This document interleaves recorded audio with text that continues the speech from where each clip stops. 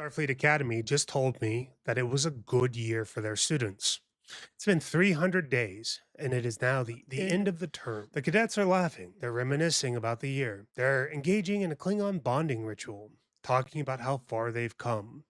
The framing is warm. The music says, "We've arrived." The show opens its penultimate episode like a season that has earned a victory lap. And I sat there watching it thinking, what year did they go through? Because I watched the year where episode 1 inducted a known interstellar felon into the most prestigious institution in the franchise. He didn't get a hearing, no probationary period, just a, hey, welcome aboard, there's room in the back. Episode 2 was nostalgia bait. Hey, look at this thing you loved from before. Wasn't it nice? We have it too. Episode 3 was a prank war in a 10 episode season that has never been mentioned again and served no purpose. Episode 4 created and resolved a Klingon extinction event in 45 minutes. Not set in motion toward a longer arc. It didn't explain how they got there other than to just say the burn. But now it's resolved, so we're all good. Episode 5 was a feature-length advertisement for Deep Space Nine with Scott Pilgrim references stapled all over it. Episode 6 was immediately kind of decent for this show, which makes it more frustrating that episode 7 was a spring break episode where, again, entirely nothing happened. Episode 8 was entirely dedicated to fixing the fallout from episode 6 while ignoring what happened in episode 7. 2 of your final 4 pre-finale episodes just gone for no reason. And now we're in episode 9. The school's out, the cadets are celebrating, and I have not seen a single completed class, not one finished simulator drill. And the show is basically throwing like a graduation party experience at us for a school it never showed us. We are one episode from the finale, so stay tuned and we'll talk about where things actually stand.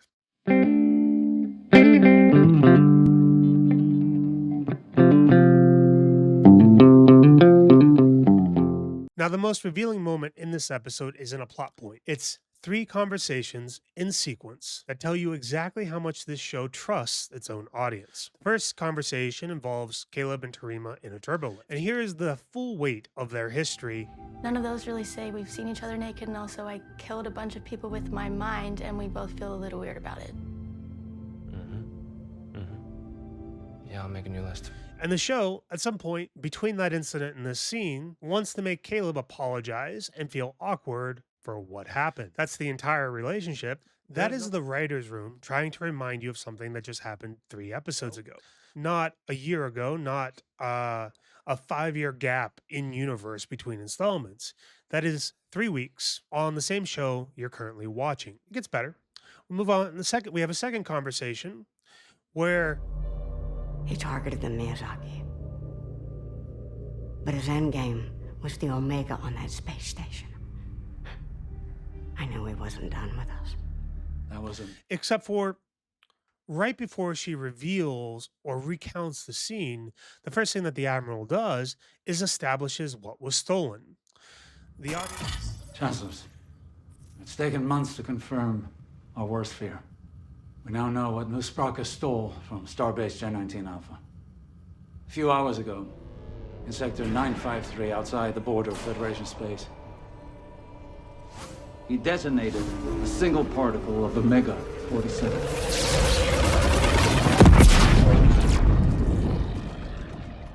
A synthetic variant of pure Omega, with destructive capacity in the same apocalyptic range. Either it was a show of power or a test run at a larger plan.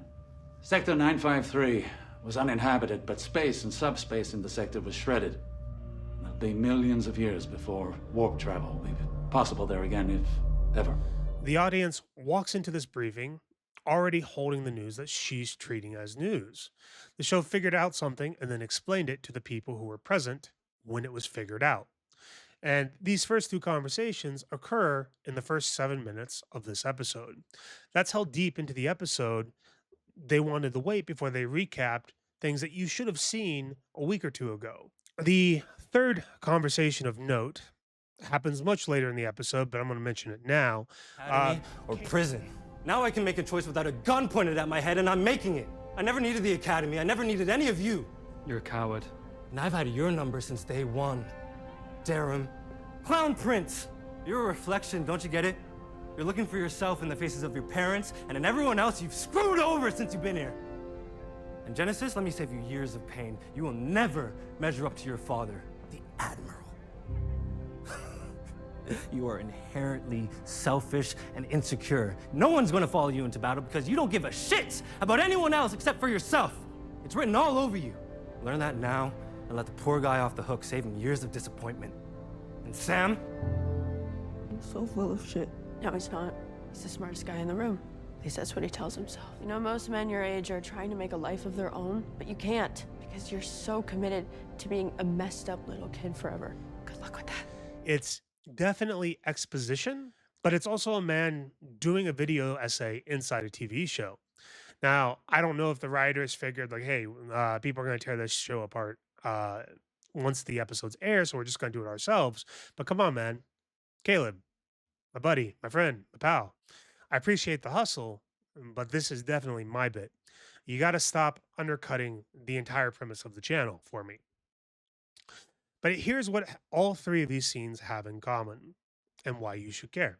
The assumption baked into them is that you either forgot what happened a few weeks ago, that you stopped paying attention, or that you needed the emotional stakes restated in plain language before the show could trust you to feel their impact, which is a remarkable thing to assume about an audience member that actually chose to watch the penultimate episode of this TV series. I want to call it a serialized drama, but I don't know that that actually makes sense. And whatever. This is the streaming directive made visible for the audience. I don't know if you've been paying attention, but someone came out and mentioned that Netflix wants the recap of the episode stated 3 times every episode. I don't know if I don't know if they do that for Starfleet Academy, but it definitely seems like it. Because the logic behind it is understandable. A meaningful portion of the viewers, at least for this show, are definitely watching with their phone in hand. And I highly doubt that they're ever emotionally invested enough to retain the specifics of any given episode. So you're going to need to engineer the recap into the scene itself, restate the emotional stakes early every episode so that the casual viewer stays orientated without actually having to follow the show. My personal problem with that is that it's obviously written for the person who isn't watching the show, and I am, unfortunately, watching and paying attention. When a show recaps itself inside its own dialogue, it quietly confesses that the original scenes don't carry weight. Competent serialized television doesn't feel the need to recap the previous week's episode. It just resumes naturally. The characters talk to each other like they've been alive between the 2 episodes. The information that you need is embodied in how people hold their bodies, what they say, where they look when they're uncomfortable. You know, Deep Space Nine didn't pause to explain who Garrick was every time someone talked about Garrick. You understood Garrick from the way everyone else in the room adjusted slightly whenever he walked by. Which brings us to a scene that almost works, and the reason it almost works is the same reason that it fails. You see, the first major scene of the episode involves Jaden in a genuinely good beat of the episode, assuming we treat him like a normal Klingon. And then the more you think about it, it collapses. You see, Jaden is performing a Klingon bonding ritual and inducting people that he cares about into his house. It should be It is my honor to invite you, my comrades, into my home. Please share my house. House Grach. Shosh Jich Bat Shoch.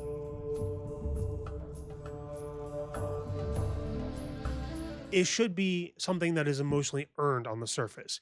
His original house abandoned him. He built something new from the people who actually showed up in his life. He has a chosen family emerging from institutional rejection, and that would make for solid drama, especially with the Klingon rituals. But wait a minute.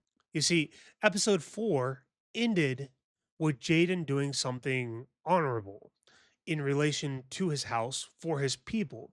and the show staged it as significant enough that he received a bow. What it didn't do is really explain to us what that meant. Is he back in his old house? Or was he ever even formally expelled? Or was he just abandoned? Did the honorable act redeem him for his people? Did he gain acknowledgement? Or is it something that just simply kept him from getting killed? You know, I watched that episode and I still don't know. That ambiguity is manageable in episode 4, but by episode 9, it creates a structural problem because the weight of a Klingon induction ceremony depends entirely on the authority behind it. He is not the patriarch of his house. He is not the matriarch of his house. And before anyone brings up outfits, wanting to dress like a matriarch is not the same as being one. The authority belongs to his house leadership. Deep Space Nine established this, and given how much these writers clearly love DS9, you think it might have come up.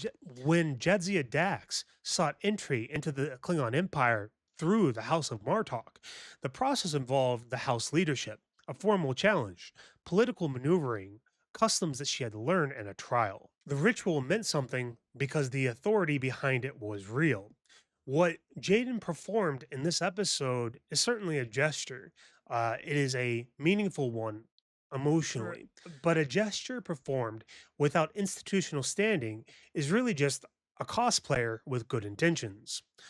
It's something that works on feeling, even if the architecture underneath isn't solvent. Speaking of this scene, I noticed a second problem while I was watching this play out. Jaden's actual boyfriend isn't present, assuming they didn't break up off screen. The person who is present is Dareem. Dareem, who spent the entire season as the ambient alternative presence in Jaden's orbit, the one the show keeps positioning near him when his established relationship is under some sort of strain. The person Jaden's actually in the relationship is absent from a scene explicitly about the people who belong in his life. Now that might be a deliberate setup for a final conflict, but given the pattern of the last 9 episodes, where character beats land more by accident than by architecture, I need to see the payoff before I grant you the benefit of intent. If the finale doesn't address the absence, then it wasn't a choice. It was simply sloppy staging on what should have been a clean emotional moment. The Jaden problem is a structural ambiguity that the show didn't decide what to do when it built it, so neither can we. To understand why the big discovery in this episode doesn't work, you need to hold the full timeline in your head. So let's do that. You see, the pilot opens with Anisha being sentenced. She is sent to a rehabilitation camp. She has visitation rights. This is a merciful end of the available options. Caleb is remanded to Federation custody. Before the family gets split up, they establish a secret communication protocol together, private channels, a method to find their way back to each other if they ever get separated. Captain Ake pulls Caleb aside, promises him that he will be safe, and promises him that he will see his mother soon. Caleb gives her a hug, tells her that he left his bear, and waits for her to go get it, and then he runs. He steals her comm badge and bolts into a sandstorm. Anisha is still in custody. In fact, she's just down the hall. Whether Captain Ake knows it or not, the protocols exist in order to contact the boy. But Captain Ake doesn't go back in to talk to Anisha, or at least not that we've been told. She doesn't say anything like, hey, your son just ran out into a sandstorm. Is there any way you can reach him? Do you have a private channel to contact your son if he gets separated? And this allows him to disappear into a post-burn galaxy by himself. Obviously, she resigned from Starfleet.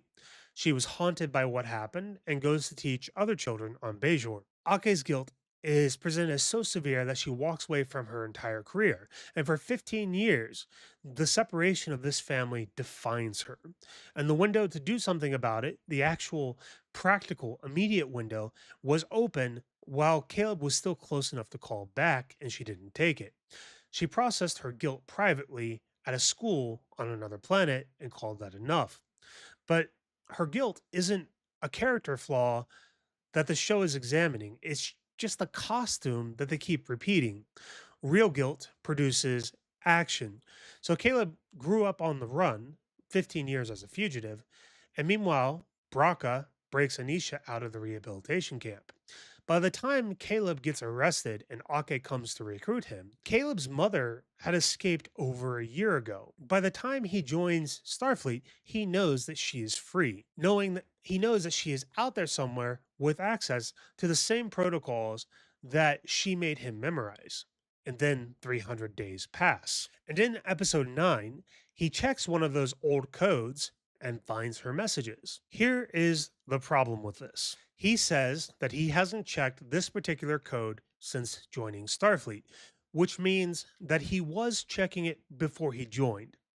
His mother escaped a year before he enrolled, and this wasn't some encrypted deep space frequency, massive feat of engineering that he had to reinvent. It was a simple code and one that he had apparently tried in the past. There was no I couldn't crack it. If Caleb was actively checking a simple, familiar protocol during a period before he joined, where he was still a fugitive and still searching, and his mother was already free, and apparently, as the show indicates, was already sending messages during that same window, then he would have found them before the pilot, before he joined the crew of the Athena, before any of this. The show cannot do both things. Either he was checking and she wasn't sending yet, which is its own question about what kind of mother waits over a year to use a simple channel her son is actively monitoring, or he was checking and the messages were already there and somehow he missed them, which the show doesn't explain. Or the writers didn't map the timeline against the dialogue and hoped nobody would do the math. One of these options is a story, the other two are mistakes. The show doesn't tell us which one it is. That's not a mystery with a satisfying answer waiting in episode 10. That's a plot hole dressed in emotional lighting. Now, we are in episode 9 of 10. The season finale is next week, and I still don't know what Noose Braca actually wants. At least, I don't know what he wants in any meaningful sense. I know the mechanics of his plan. He has a synthetic Omega particle device, positioned in a ring around the Federation space, designed to isolate the entire Federation from the outside. The what is clear enough. The why remains part of the fog. Does he want to see the Federation destroyed or weakened, isolated permanently, negotiating with them on fair terms? Does he want to recreate the conditions of the burn deliberately by disrupting subspace? How exactly did he benefit during the chaos? Is he ideologically opposed to a centralized Federation power? Maybe something was taken from him in the collapse and he wants the rest of the world, or he wants the rest of the galaxy to feel what that was like. I genuinely do not know. And here's why that matters specifically for this world. The burn didn't just fracture supply lines, it fractured the social contract. Dilithium became scarce. Ships couldn't travel, trade collapsed, and into that vacuum, as it always does, something moved in. Piracy, black markets, independent operators building infrastructure along routes that used to be Starfleet corridors. Organizations like the Venari don't come from nowhere. They come from a need, from the specific shape of a civilization that had its connective tissue severed and had to improvise new tissue in order to survive. Think about what that actually produces sociologically. Some of those people are pure opportunists. They will fold the moment the Federation's stability makes their racket unprofitable. Some of them built real identities around the absence of Federation control. They have freedom. They have the hierarchy of a crew that answers only to them, the manifest destiny of operating outside any law because there was no law left to operate inside of. And then there's a third group, the one whose worlds were genuinely shaped by the chaos, communities that built something real in the collapse, cultures that formed around new arrangements.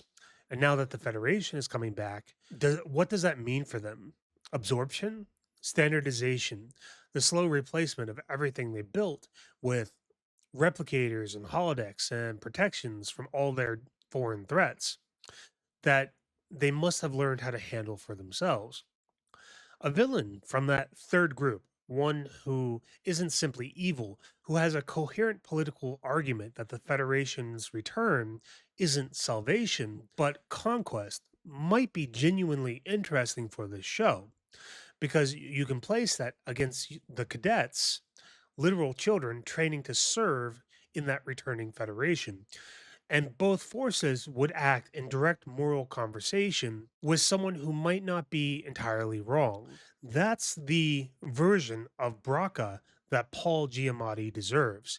A man who watched the Federation's absence and didn't experience it as a tragedy, who was able to build something in the wreckage and now sees the rebuilding phase as the real threat. An actor of his caliber can do that version in his sleep. And the show handed him a theatrical coat and a grudge instead. Now, that is a definite failure of the craft. The mechanics of a compelling villain are straightforward. We understand why they think that they are right, and we don't have to agree with them. We just have to see the internal logic. And when we do see it, the protagonist stopping them ends up meaning something. When we can't, when the villain is a force of disruption with unclear ends, then stopping him is just maintenance in the universe. Starfleet, and then to underline how much the show is struggling with Braca as a threat, the Admiral reveals that among the top secret developments Braca stole from the research station alongside the synthetic Omega particles, which is one of the most catastrophically dangerous substances in the Star Trek universe as far as warp travel goes, was a time-delayed containment device. Now, I missed that on my first watch because almost immediately Captain Ake clarifies the Admiral's statement by saying that they are time-delayed mines.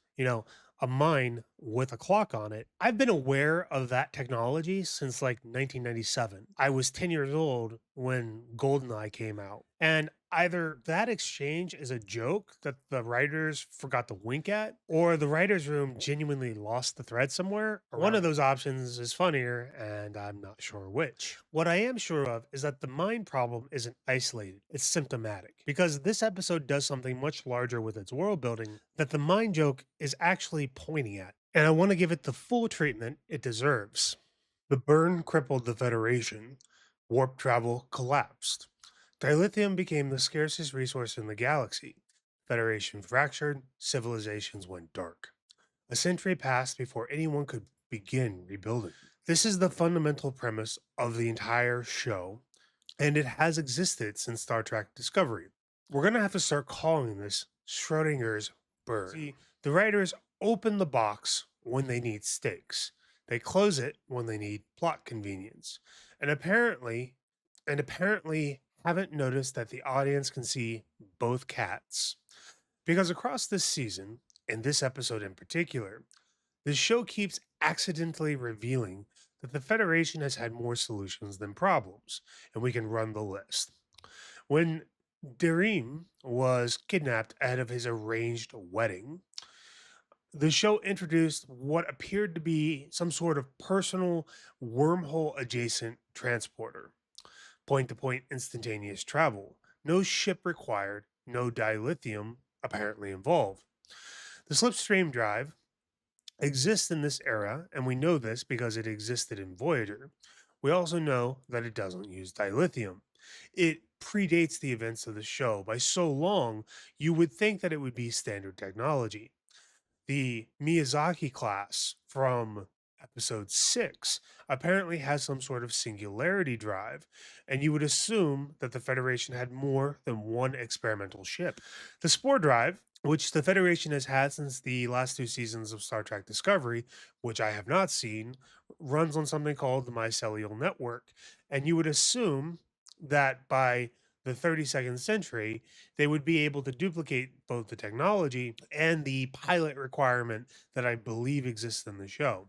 Now, this ship doesn't operate on subspace. It's a completely different and separate layer of the universe that the Omega particle disruption cannot touch.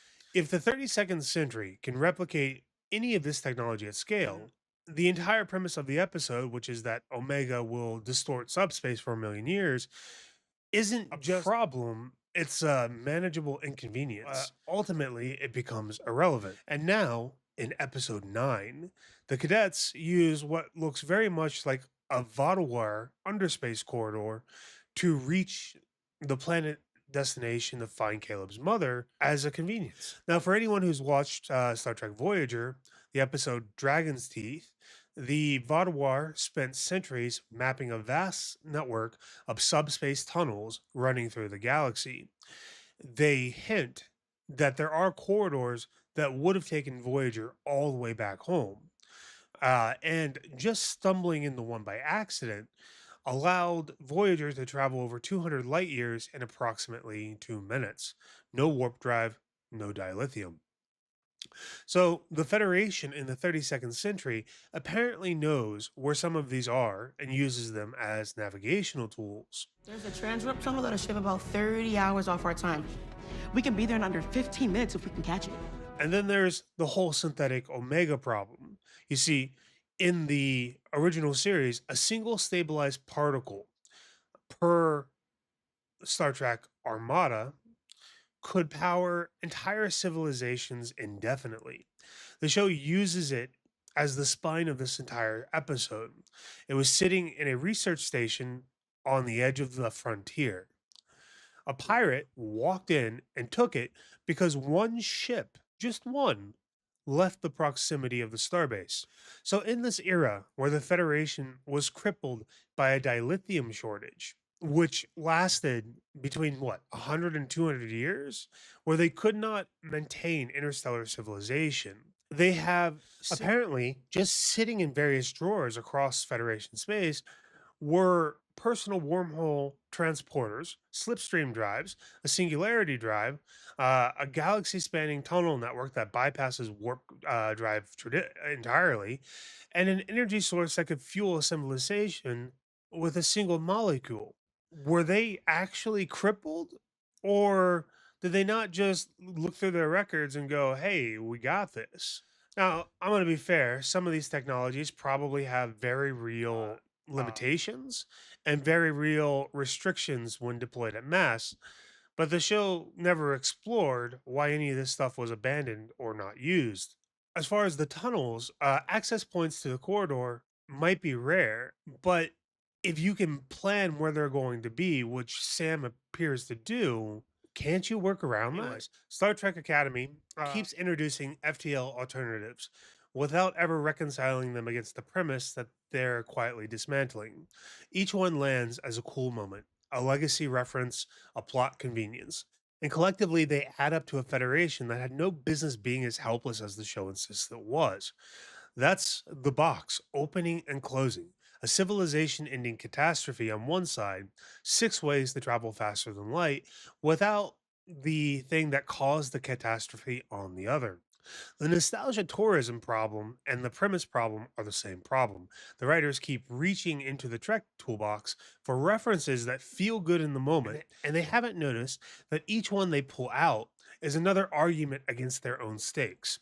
The reference lands, the audience feels the spark of recognition and nostalgia, and the writers collect that as world building. What they actually did is remind you that a more coherent version of this universe already exists, and you should go watch the show where it happened. All of which makes it more frustrating that when the episode does produce a genuinely emotional moment, the foundation under it can't hold the weight. In episode 9, Caleb does manage to find his mother near the end of the episode. The show earns the emotion, but it doesn't earn the scene. And I want to be honest here. The music told me that this scene was emotional. You see, two things can be true. The scene can work emotionally while the foundation underneath of it doesn't. Also, and I want to say this with no malice, Tatiana Maslany looks terrible with short hair.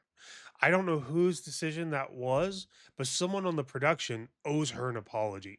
Did the writers ever stop to think about this from Anisha's perspective? You see, the last time she saw her son, he was 6 years old. Whatever complicated feelings she's been carrying for 15 years, none of them prepare you for like a large stranger closing the distance.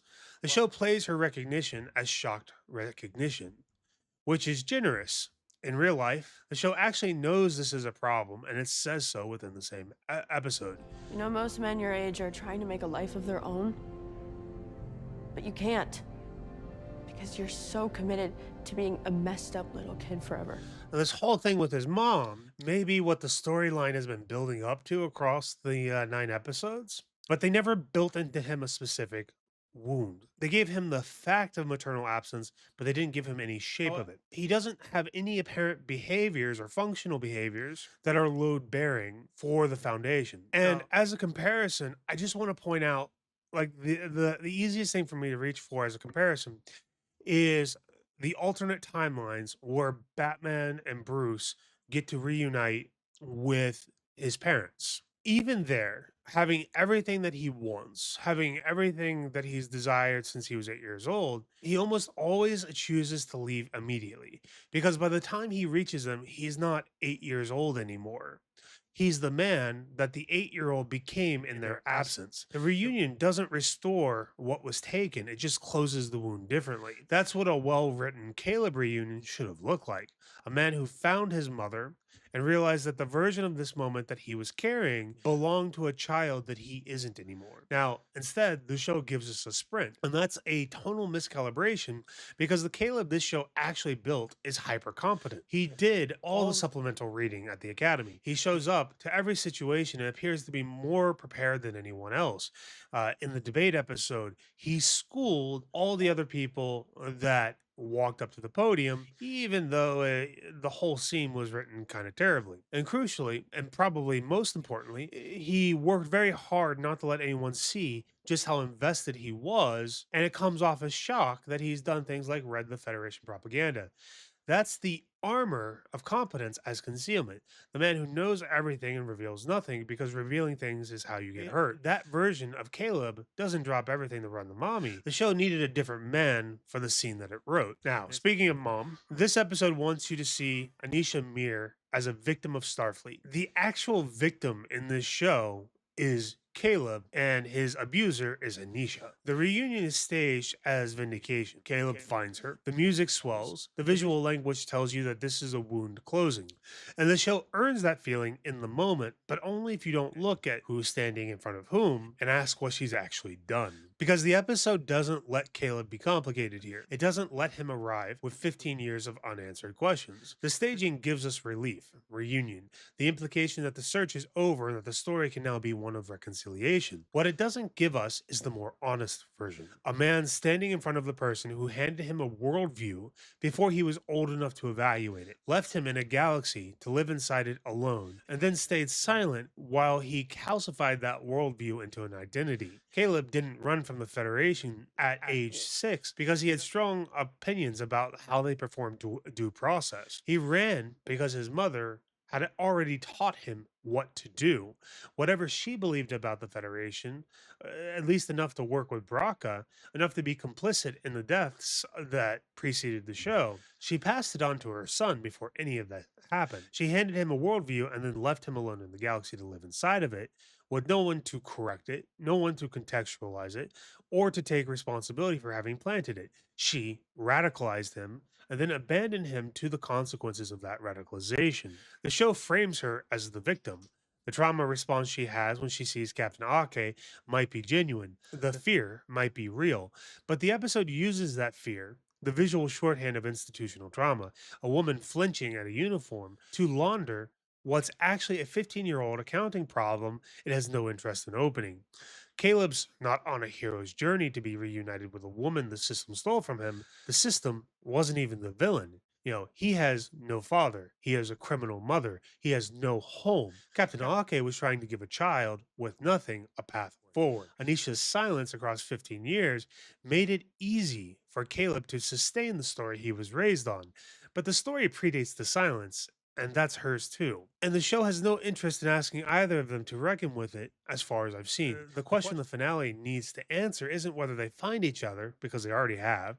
It's whether the show is brave enough to let Caleb be angry at the right person. Meanwhile, on a ship with 3 people on it, things are going about as well as you'd expect. Some things in this episode do work cleanly, but most of them don't, including a math problem that the show apparently didn't notice. When the Athena goes after Caleb and his impromptu away team, the ship has 3 people on it. 3. Captain Ake, Reno from Discovery, and the Doctor. I don't actually know how automated 32nd century Starfleet vessels are, and this is not me being coy. The show hasn't established it cleanly enough for me to say with confidence.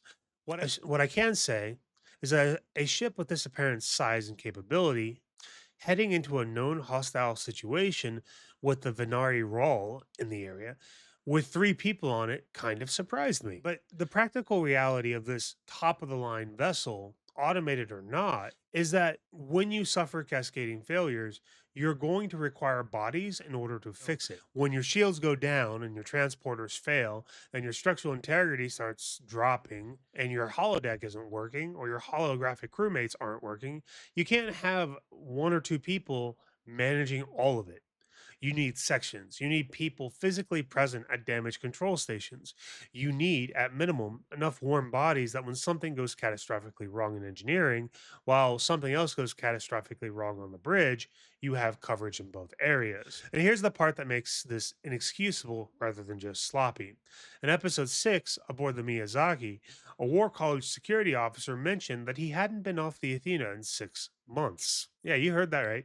6 months. The show established on screen that the Athena has security personnel, permanent crew members, people who live on the ship and haven't left in a half a year. So where are they? You would think they would be on the bridge. And when Captain Ake decides to take the Athena after a cadet who went AWOL, she apparently didn't think to bring the security staff that the show already told us exist. At the very least, you can put them in the background or something. Have them carrying something from point A to point B, walking purposely through a corridor to suggest the ship has more than 3 people with a pulse. Pay a bunch of people their union dues and move on. At least give me a silhouette through a window from the outside. Let me believe that the ship has a night shift or something. The actual command beat, when the tractor beam locks on and Captain Ake orders the saucer separation, works. Now, the actual command beat, it's executed without a speech, and it's very reminiscent of like the Next Generation. Also, not for naught, but apparently the saucer section has a redundant warp nacelle, which is a genuinely cool design detail, and the thing that kind of makes you sit up and go, why didn't you tell me any of this before? I would like to know a little bit more about the Athena, which the entire show takes place in. 9 episode in, and the ship reveals a structural capability it has apparently never mentioned before. That's not exactly a complaint, just an observation that the show keeps finding things in its own pockets and it forgets to show us earlier. But it lands inside a sequence where I've been distracted by the head count. And the cliffhanger that follows, which is Reno commanding a damaged saucer, Captain Ake alone in the med bay, and a mayday going unanswered into whatever that red field is, should feel isolating and desperate. Instead, it feels like the natural consequence of a ship that was already operating with a skeleton crew so thin it barely qualifies as a skeleton. The situation is materially worse than when the episode started, so the finale has a specific problem to solve. The frustration is that the show keeps undercutting its own tension with logistics it doesn't think through. And then there's the red field itself, which is where that whole Admiral and Ake exchange stops being funny and starts being a problem. You see, earlier in the episode, I mentioned that the Admiral called what Braca stole a time delayed containment device, and Captain Ake immediately translated that into Omega Mines. Now, I used it as a joke, but the distinction actually matters here. A containment device that holds an Omega field in place is a meaningfully different object than a mine that detonates and ruins an area of subspace for a million years. If Braca built something designed to contain the disruption, to hold it as a bounded bubble rather than let it propagate, that would explain the red field that we see at the end, make the subspace damage survivable, and give the finale a specific mechanism to work against. But the show doesn't exactly clarify whether Captain Ake's translation was accurate or a simplification. The implications of the field range from it's a manageable tactical problem to every warp capable civilization in Federation space is already dying. That is a wide range. The show lands somewhere and doesn't say where. It feels like two people in the writer's room described the same device differently and nobody caught it before it went to production. That's not where you want to be with 1 episode left, but it is accurately where this show is. The 300th Night isn't a bad episode because it failed to execute a coherent plan. It's a bad episode because it reveals that the plan was never as coherent as the show believed. The year-end celebration framing isn't just a tonal miscalculation, it's the show's own self-assessment delivered with confidence, and the confidence is unearned. You can't toast to a year you didn't build. The audience tracks the math even when the writers don't. There are real things working here. The saucer separation is a clean beat. The minefield cliffhanger lands on genuine stakes. The Jaden arc is there. Those are credits, and I'll take them. But the show doesn't know who its villain is in episode 9 of 10. It borrowed Omega and broke its own premise. It recapped itself inside character scenes designed to feel intimate. It brought its central emotional arc to a peak on a character foundation that was never properly laid. And it framed a moral situation involving three people's failures as simple villain on victim stories because the complicated version would require the show to hold its own protagonist accountable. Now we have one episode left. The finale gets to answer for all of it, or it won't. Either way, we will be here. Check back next week.